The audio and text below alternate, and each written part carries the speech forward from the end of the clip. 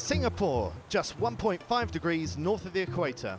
The bustling and vibrant Asian Garden City is the spectacular venue for the opening act of the 2014 Extreme Sailing Series.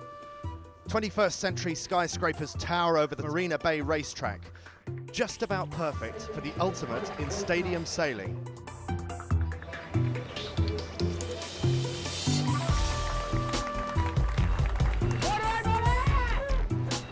12 top teams with 60 of the world's best sailors are battling it out on the bay.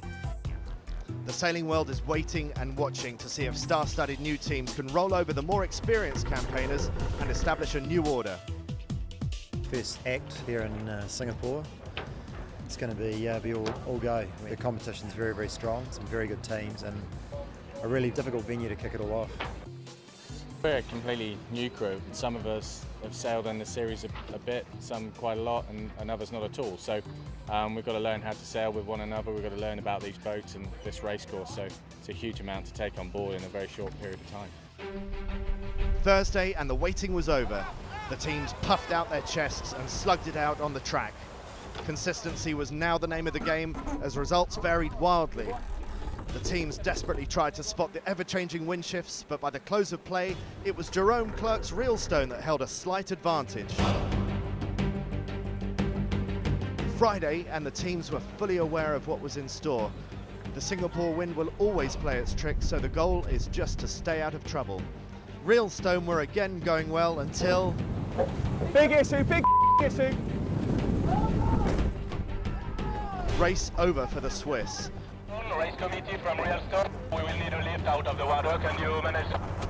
Meanwhile, Alinghi began to show their hand, scoring well race by race, despite a heart-stopping moment. There Alinghi way up on their head, near capsize!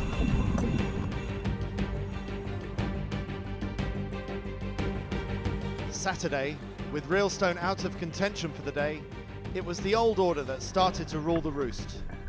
Morgan Larson and Alinghi began to master the track, closely followed by their fierce rivals Lee McMillan and the Wave Muscat.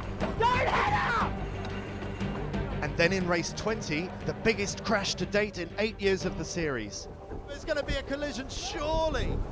Oh my goodness, there's a mast come down. Oh my goodness. Men are in the water. Two boats locked together. Aberdeen are on top of Groupama. I have never seen anything like this in my life. The safety teams and procedures quickly kicked into action, and happily, both teams escaped unhurt. Sunday, and Alinghi were the team to beat.